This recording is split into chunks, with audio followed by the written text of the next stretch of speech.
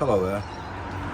Today is going to be a bit of a new experience for me. First is we're filming this, and second, I haven't got much of a practical experience. I know all the theory behind things, but I don't know anything about the practical, and I am not one of those really precise people. I'd say I'm average on the spanner side of things. And I am about average when it comes to understanding these old cars. Now, this one's running fine, and it's a 250 CE. This one isn't. This one wouldn't. It would crank and not start. A gentleman kindly suggested to check for spark. I'd already gone through the entire fuel system, including a new tank. Ouch. And then new filter, new pump, two new pumps actually, because I thought it was a faulty pump or something like that.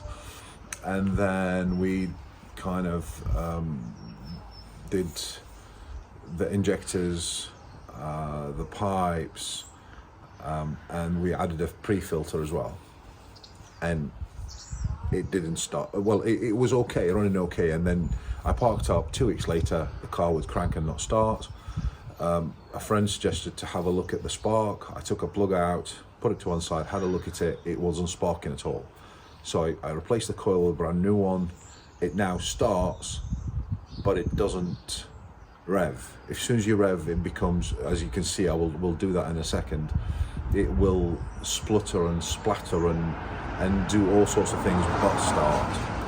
And it is really frustrating. I have no specialist around me. I know a lot of guys who are into these cars, but the problem I have, they're all too busy, or they live too far away to come and give me a hand. So I've decided to kind of, how hard can it be, right? Famous last words.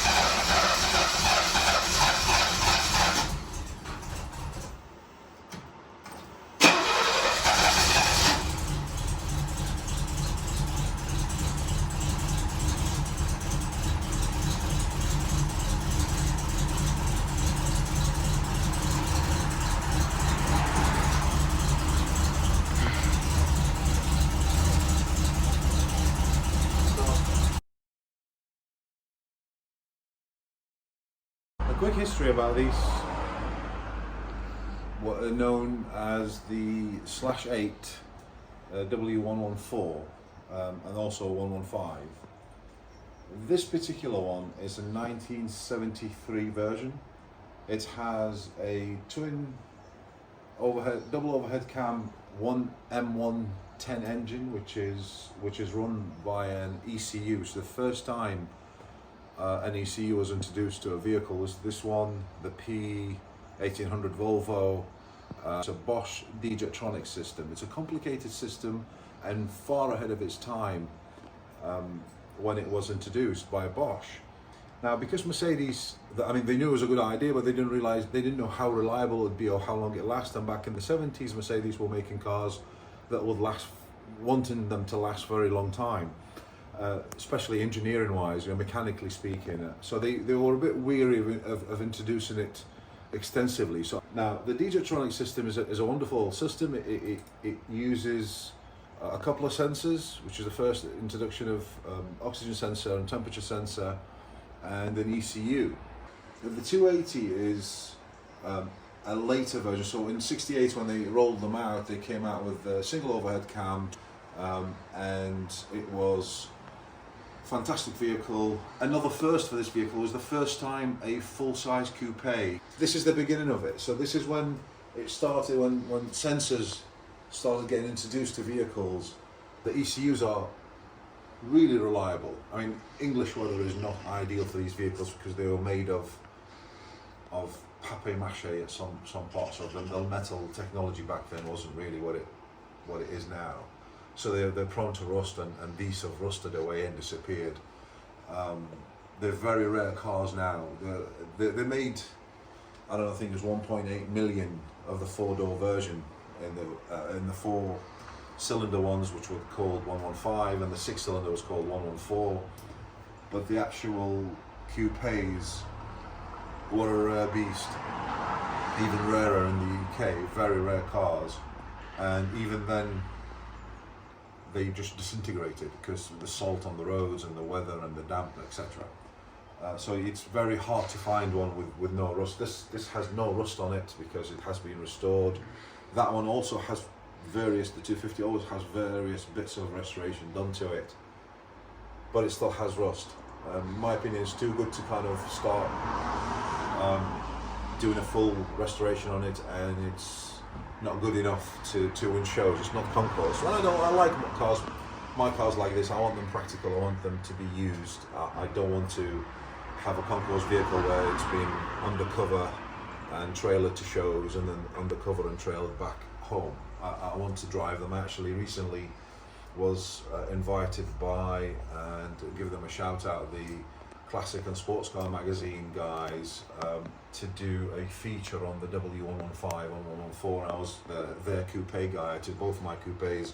They're in the September 2023 edition of that magazine. It goes out worldwide.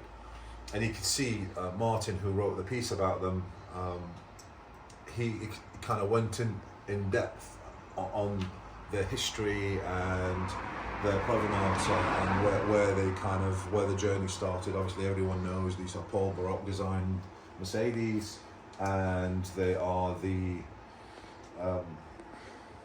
cousins, I'd say, once removed from the Pagoda, which is also designed by Baroque. So today I want to replace these resistors, and bear in mind I don't really have much experience with the spanners. I know the theory behind things, but I'm not the greatest of spanner guys. I lose my patience, I don't have the right tools. So what I won't do is take a hammer to it, which I've done in the past when cars have upset me. I take a hammer to them and send them to the trash, but I won't do that with these. I'd have to kind of take it out on my son who's filming this, so you get ready for also. He's not very impressed. Let's start.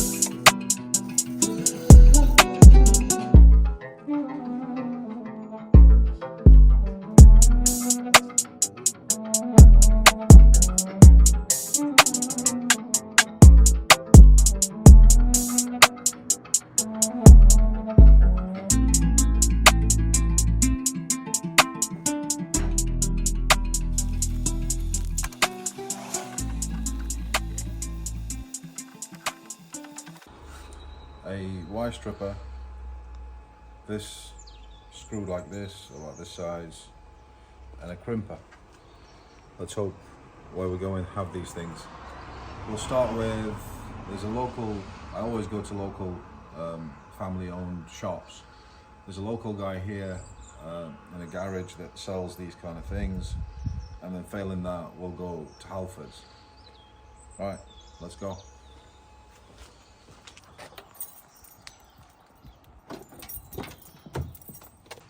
So I found my lightsaber, and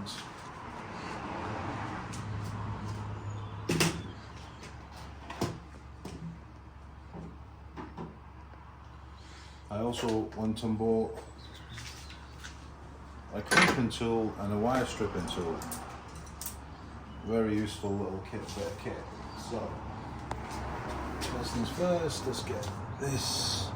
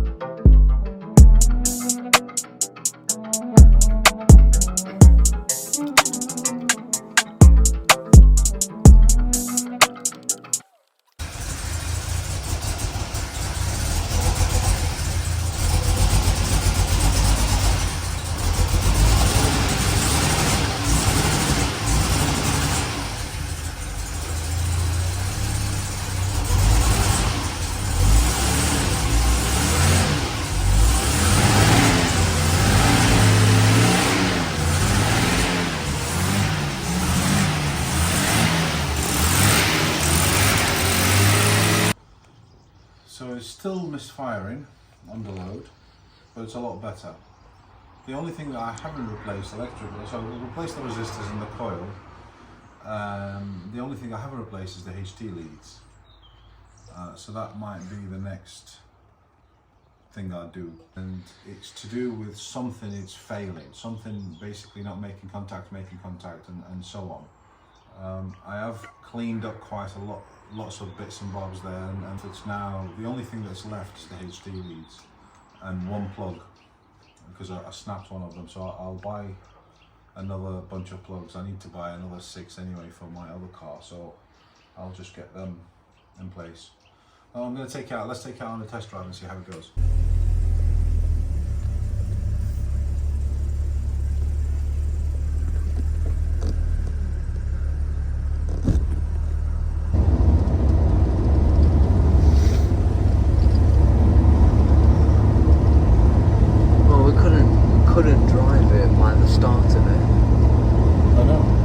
It's a lot better, yeah, but there's still something not quite right. I think it's the HT leads. That's the next thing that I'm going to change.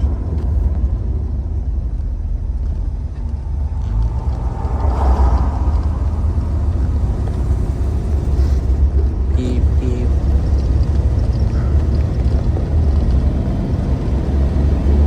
So it's not totally fixed.